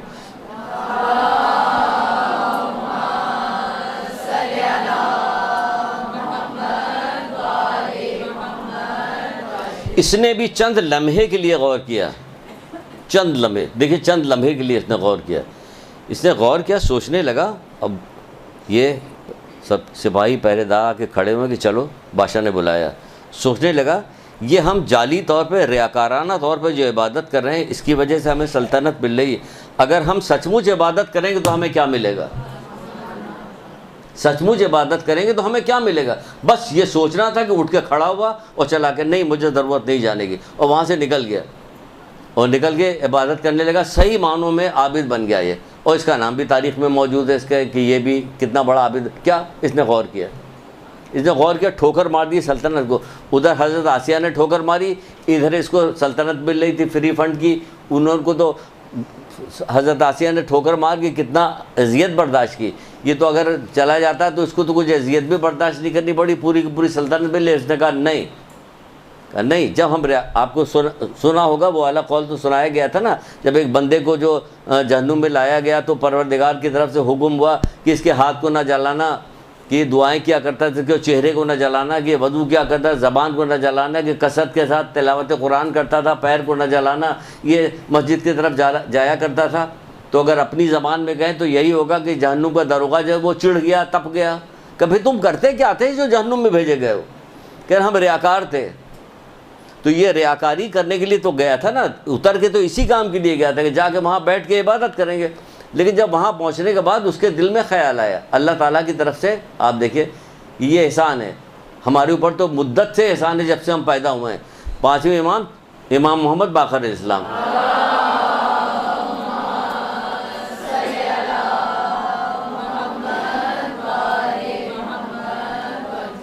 ہمارے پاس جب سے ہم پیدا ہوئے تب سے ہمارے پاس احسان ہے. پانچویں امام کہتے ہیں کہ تمہارے دل میں جو ہم اہل بیت کی محبت ہے تم کیا سمجھتے ہو تمہارا کارنامہ ہے, اس کا کارساز اللہ تعالیٰ ہے.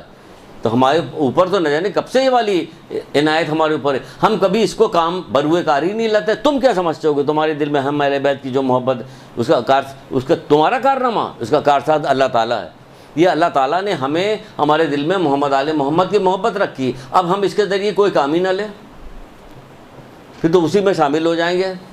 آنکھ رکھتے ہیں دیکھنے کا کام نہیں لیتے, کان رکھتے ہیں سننے کا کام نہیں لیتے, دل رکھتے ہیں یہ چوپائے ہیں بلکہ اس سے زیادہ گئے گزرے. تو یہاں ہم آنکھ کان رکھنے کے باوجود ہمارے دل کے اندر ہے کیا چیز کہ اہل بیت کی محبت ہے. کہ اب ہمیں کیا کرنا ہے, کہ اب تمہیں کچھ بھی نہیں کرنا, اب تمہارے لیے ہر کام آسان ہے, ہر عبادت آسان ہے, ہر مشکلات آسان ہے, ان کی محبت میں ہر کام آسان ہے. لیکن ہم تو کچھ ہماری تو شخصیت بالکل بدلی ہوئی, پوری دنیا میں معاشرے میں بدلے ہوئے لوگ ہونے چاہیے. لیکن ہم بدلے ہوئے لوگ کب نظر آتے ہیں؟ محرم میں نظر آتے ہیں, کالے کپڑے میں, بس کالے کپڑے میں نظر آتے ہیں, اور پھر کھلے ہوئے بال ہوتے ہیں یہاں تک کہ وہ کالے کپڑے, وہ یہ والی چیز نظر آتی. وہ چھٹے امام کہہ رہے کہ ہمارے لیے زینت بنو, ننگو آر نہ بنو, اور ہم یہ کام کر رہے ہوتے ہیں. تو یہاں دیکھیے اس نے بدلا تو کیا ہو گیا. تو اسی طرح کہا جا رہا ہوتا کہ رسول خدا صلی اللہ علیہ وآلہ وسلم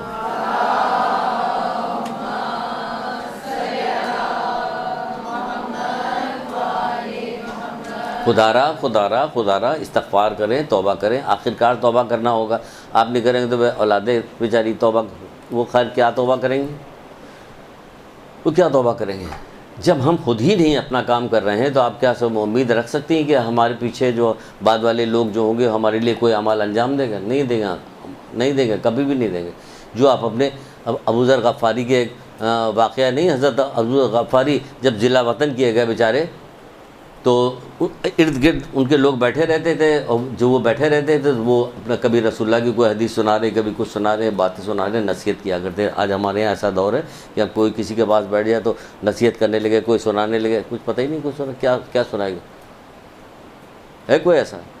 نہیں رہے گا. جبکہ وہ ابو ذر غفاری تھے, ہم جو ہیں بی بی سیدہ کے جو ہے اس سے ہیں, انہی کی نسل میں سے ہم لوگ اپنے کو بڑا وہ سمجھ کرتے کیا ہیں. آپ کہیں کرتے کیا؟ کچھ بھی نہیں کرتے. تو وہ ان کے نصیحت کیا کرتے تھے. جب وہ جانے لگے تو کسی نے کہا کہ آپ جا رہے ہیں, ضلع وطن ہو رہے ہیں, آپ ایسا کیجئے کہ کچھ ہمیں پیغام دیتے جائیے, نصیحت کا پیغام. ان کا جس سے محبت کرتے ہو اس کے ساتھ دشمنی نہ کرنا, جس سے محبت کرتے ہو اس کے ساتھ دشمنی نہ کرنا.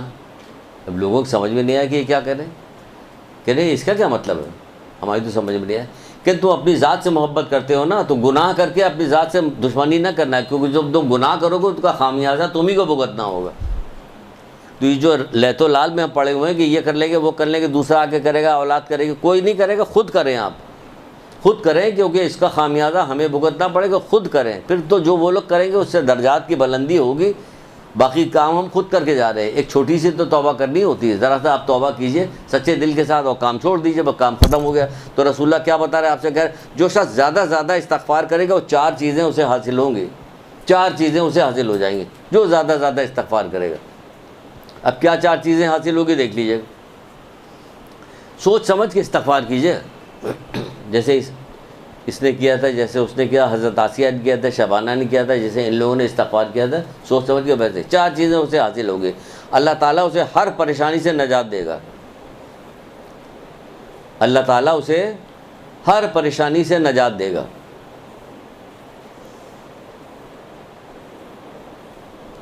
ہر تنگ مقام سے اسے نکال لے گا, کوئی تنگی نہیں ہوگی, نکل جائے گا. ہر خوف سے اسے امن ملے گا.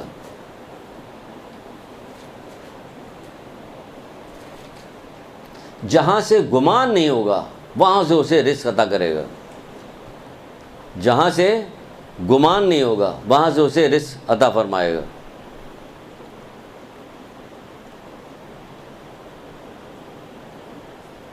یہ 4 چیزیں اسے نصیب ہوگی.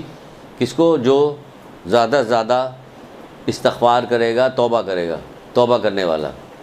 یہ ساری نعمتیں, نعمت مل رہی ہے. امن, یہ نعمت ہے. کہاں امن ہے آج کل؟ دیکھیے یہ ہمیں نعمت مل رہی ہے, امن مل, پریشانی سے نجات, یہ نعمت ہے. کہ ہمیں کوئی پریشانی نہیں ہو رہی, اگر ہو بھی نہیں تو ہمیں پتہ ہی نہیں چل رہی. لوگ جس چیز سے پریشان ہیں, ہم پریشانی نہیں. کیونکہ ہم استغفار کرنے والے ہیں، اللہ تعالیٰ نے ہمارے لیے ایسا ہمارا دل بنا دیا، مزاج بنا دیا، سب کچھ بنا دیا کہ بہت جو کچھ ہے بس سب صحیح ہے، سب ٹھیک، سب عیش میں۔ لوگ گاؤں دیہات کے لوگ بتاتے ہیں، دیہاتی لوگ بہت سارے محاورہ کرتے ہیں کہ ایک بندہ تھا جو باڑھ آئی ہوئی تھی، وہ پانی میں سب بہے جا رہے تھے، شور مچ رہا تھا اور چیخ پکار ہو رہی تھی، ایک بندہ جو ہے اونچے ٹیلے بیٹھ کے حقہ پی رہا، کہ کیا ہوا، کہ آج ہی تو غربت کا مزہ آ رہا، سب پریشان ہیں، ہم مزے میں، ہمیں کوئی پرواہ نہیں، ہم جیسے پہلے تھے ویسے آج بھی ہیں، دیکھو کوئی پرواہ نہیں اس کو۔ بہرحال وہ تو مذاق کی بات ہے، لیکن کہا جائے کہ کوئی چیز ہوگی نہیں ایسی جہاں سے گمان بھی نہیں ہوگا، وہاں سے اسے رزق فراہم ہوگا، کوئی پریشانی اس کے لیے پریشانی نہیں ہوئی۔ لیکن کب؟ جب کیسی توبہ کریں گے؟ جب ایسی توبہ کریں گے جیسا کہ یہ مولا مشکل کشا حضرت علیہ السلام ارشاد فرماتے ہیں۔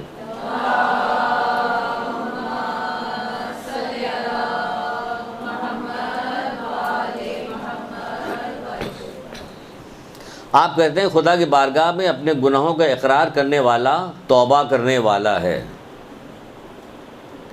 اللہ کی بارگاہ میں، خدا کی بارگاہ میں اپنے گناہوں کا اقرار کرنے والا توبہ کرنے والا، دل سے اقرار کیا، آپ کہنے یہ توبہ کرنے والا ہو گیا۔ البتہ اس صورت میں کہ جب اقرار کے ساتھ پشیمانی، اس صورت میں کہ جب اقرار کے ساتھ پشیمانی اور دوبارہ معصیت نہ کرنے کا عزم ہو، اور دوبارہ معصیت نہ کرنے کا عزم ہو، ورنہ صرف اقرار کوئی فائدہ نہیں، ورنہ صرف اقرار سے کوئی فائدہ نہیں۔ جیسے ہم لوگ کہتے ہیں اب کیا کریں، ہم لوگ گناہ گار لوگ ہیں، یہ کوئی فائدہ نہیں کرے گا یہ والا کہنا، ہم لوگ گناہ گار لوگ ہیں، اس سے کچھ نہیں ہوگا۔ وہ کہہ رہے ہیں جب اقرار جو ہے اس کے ساتھ معصیت نہ کرنے کا عزم بھی ہو، ورنہ خالی اقرار سے کوئی فائدہ نہیں ہوگا۔ یہ بیکار کی باتیں ہیں، سب جو معاشرے میں چلتی پھرتی چیز ہوتی ہیں، یہ بہت ساری چیزیں، یہ وہ ہو رہا۔ پھر ایک مقام پہ رسول اللہ فرماتے ہیں، یہ سب سپورٹنگ میں ہے، باقی تو آپ نے واقعات بہت سارے سن لیے، آج اب کوئی واقعہ نہیں سنائیں گے۔ اللہ تعالیٰ کے نزدیک توبہ کرنے والے جوان سے بڑھ کر اور کوئی محبوب نہیں، یعنی اتنا محبت کرتا ہے توبہ کرنے والے جوان کو کہ جس کی کوئی حد اور انتہا نہیں۔ اللہ تعالیٰ کے نزدیک توبہ کرنے والے جوان سے بڑھ کر کوئی محبوب نہیں۔ یہ جوانی کے عالم میں بھی کوئی گناہ کی طرف نہیں، اور گناہوں پہ اصرار کرنے والے بوڑھے سے بڑھ کر اللہ تعالیٰ کے نزدیک کوئی دشمن نہیں۔ اور بوڑھے گناہ گاروں پہ اصرار کرنے والے بوڑھے سے بڑھ کر اور کوئی دشمن نہیں۔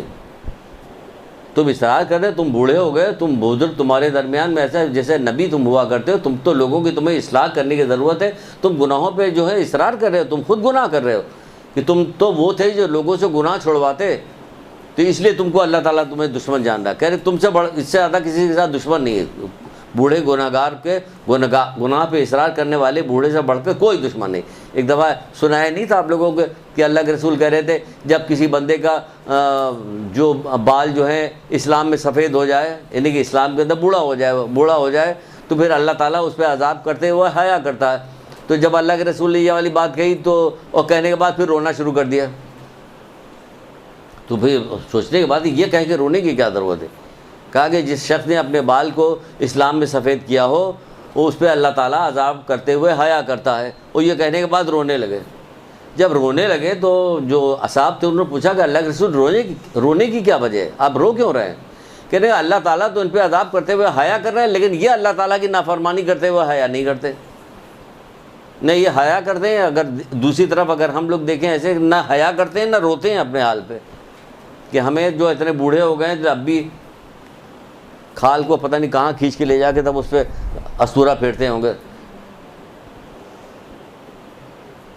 بری باتیں کر رہے ہیں، گھر میں وہ کر رہے ہیں، فوج کلامی بازار میں باہر کھڑے ہو کے مسجد کے باہر کر رہے ہوتے ہیں، کیسی باتیں کر رہے تھے، دنیا داری کی کس طرح کی باتیں۔ تمہارے تو پیر قبر میں لٹکا ہوا ہے، تم بالکل اب اس پہ چلے گئے ہو۔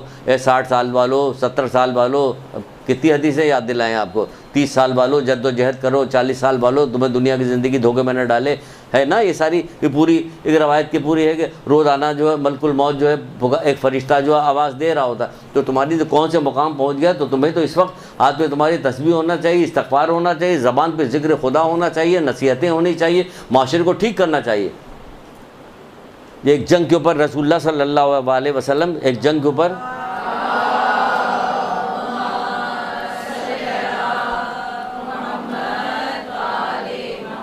حضرت علی علیہ السلام کو بھیج رہے تھے. یہ نہیں اتنی اہم ترین چیز ہے, سنیے, حضرت علی علیہ السلام کو بھیج رہے تھے, جنگ کے لیے بھیج رہے, لیکن کہنے لگے اے علی سنو, پہلے انہیں امر بالمعروف کرنا.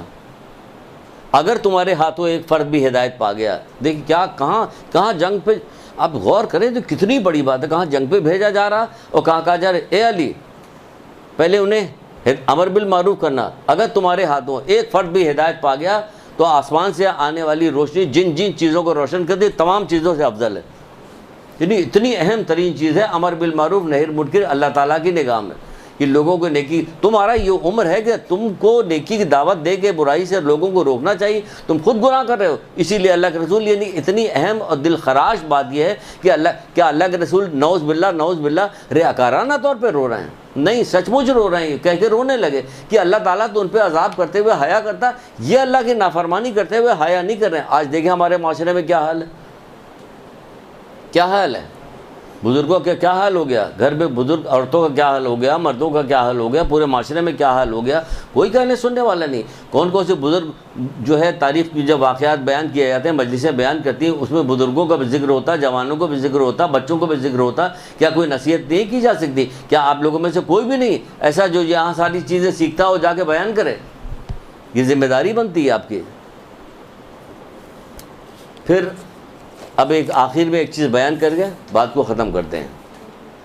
نہج البلاغہ سے ہے, مولا مشکل کشا حضرت علی علیہ السلام فرماتے ہیں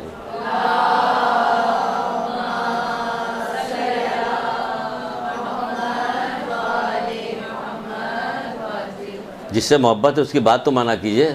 محبت سے دعویٰ تو سب کے سے کرتے ہیں ہم لوگ, اور امام چاردہ معصومین سے ہم لوگ بہت محبت کرتے ہیں, بہت محبت کرتے ہیں, لیکن بات بھی مانا کیجئے. مولا کیا کریں, اللہ کے بندو اللہ سے ڈرو اور اس کے غضب سے بھاگ کے اس کی رحمت کے دامن میں پناہ لو. جملہ تو دیکھیے کیا کریں, اس کے غضب سے بھاگ کر, غضب سے بھاگو, اسی کے رحمت کے دامن میں پناہ لے لو, اور اس راہ پہ چلو جو اس نے تمہیں دکھائی ہے. جو قرآن و حدیث میں جو ساری جو راہ دکھائی تو گئی, راہ پہ چلو, اور جو احکام اس نے تم پر لازم کیے ہوئے ان کی پابندی کرو. جو احکام اس نے تم پر لازم کیے ہوئے اس کی پابندی کرو. اس کے بعد اگر تمہیں دنیاوی کامیابی نہ بھی حاصل ہو تو علی تمہاری مستقبل یعنی آخرت کی کامیابی کا ذمہ دار ہے. درود پڑھ دیجیے سبحان اللہ کا.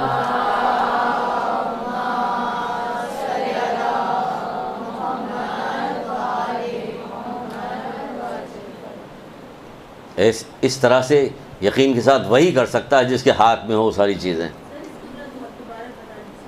آپ فرماتے ہیں اللہ کے بندو اللہ سے ڈرو اور اس کے غضب سے بھاگ کے اس کے رحمت کے دامن میں پناہ لو. اس راہ پہ چلو جو اس نے تمہیں دکھائی ہے, اس راہ پہ چلو جو اس نے تمہیں دکھائی ہے, اور جو احکام اس نے تم پر لازم کیے ہوئے ہیں ان کی پابندی کرو. جو احکام اس نے تم پر لازم کیے ہیں اس کی پابندی کرو.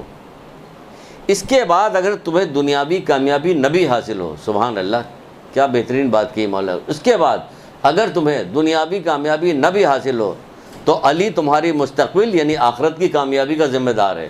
میں ذمہ دار ہوں, علی کہہ رہے میں ذمہ دار ہوں کہ تم یہ کام کرو. ایک درود پڑھیے محمد علیہ محمد.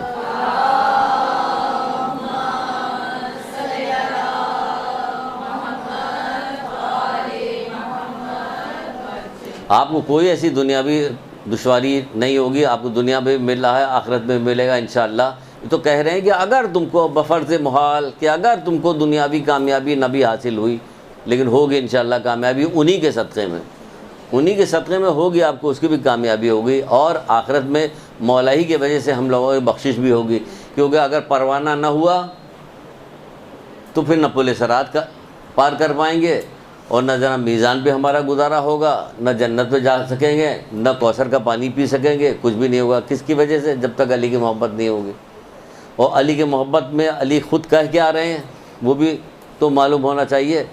جس کام کا ہم نے حکم دیا اسے انجام دو، جس سے ہم نے منع کیا اسے رک جاؤ۔ یہ حضرت علی یہی کریں گے۔ کس کو کہہ رہے ہیں؟ کہ جو ہم سے سچی محبت کرتا ہے وہ، تو علی سے سچی محبت کیجئے اور جس کام کا انہوں نے حکم دیا اسے انجام دیجئے، جس کام سے منع کیا ہے اسے رک جائیے۔ اور یہ تمام کے تمام ائمہ نے یہی بات کہی ہے، شروع سے آخر تک سب نے یہی بات کہی ہے۔ تو اب یہ بات چھپائی گئی ہے، ہماری کانوں تک نہیں لائی گئی، لیکن کہی سب نے یہی بات ہے۔ جب بی بی سیدہ کے پاس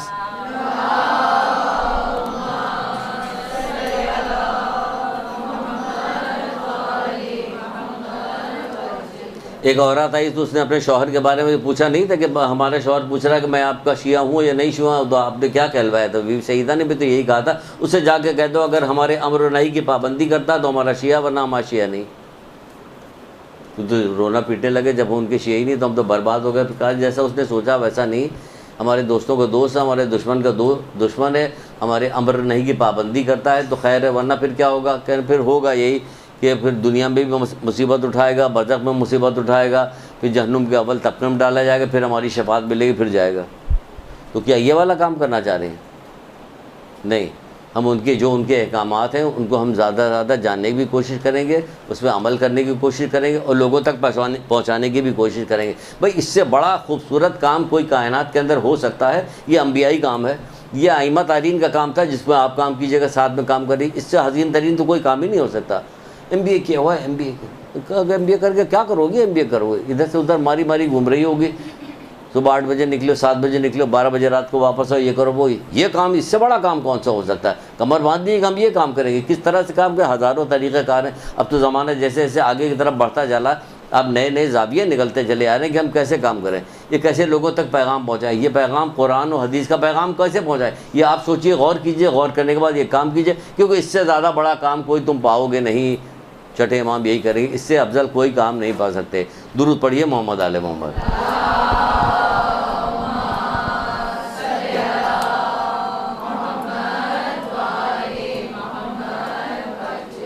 جی کس کو؟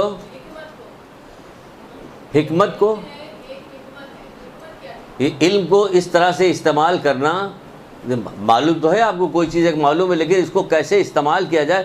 کیا کہتے ہیں کہ بڑا منہ پھٹ ہے فوراً کہہ دیا، نہیں، اس طرح سے اس زاویے سے گھما پھرا کے آپ بات کیجئے کہ آپ کی بات بھی پہنچ جائے اور کسی کو برا بھی نہ لگے، تکلیف نہ ہو، وہ حکمت کہلاتی ہے۔ حکمت کے ساتھ یعنی کہ کام آپ کا ہو جائے اور کوئی ضرر نہ پہنچے آپ کو، تو کام ہوگا علم کے ذریعے سے، لیکن وہ کس طرح سے اس کو پہنچایا جائے، اس میں جو غور و فکر ہوگا وہ کہلائے گی حکمت۔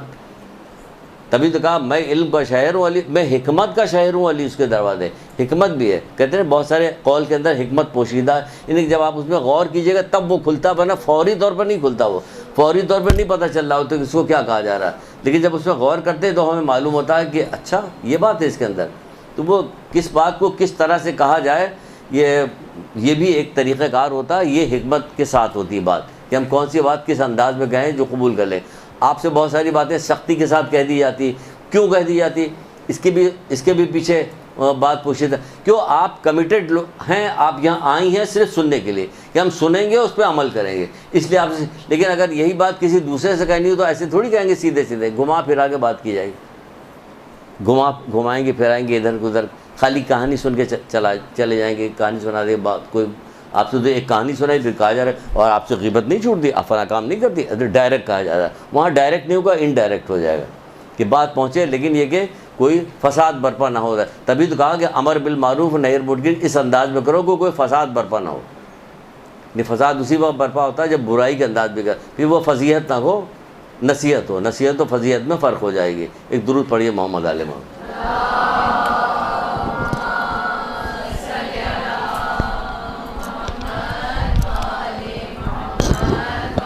اللہ تعالیٰ ہم لوگوں کو سب کو توفیق دے، محمد آل محمد کے صدقے میں علم اور عمل کی توفیق دے، کیونکہ خالی علم کافی نہیں ہے، علم بغیر عمل کے بوجھ ہے۔ تو ہم یہ نہیں چاہتے، پروردگار ہم لوگوں کو توفیق دے کہ ہم زیادہ زیادہ علم حاصل کریں، یعنی مرتے وقت تک علم، ماں کی گود سے خبر تک، یعنی مرتے آخری وقت تک علم حاصل کرتے رہیں، اس پہ عمل کریں اور دوسروں تک پہنچانے کی بھی توفیق عطا فرما۔ یا مولا اللجن اللجن اللجن يا صاحب السماء اللجن اللجن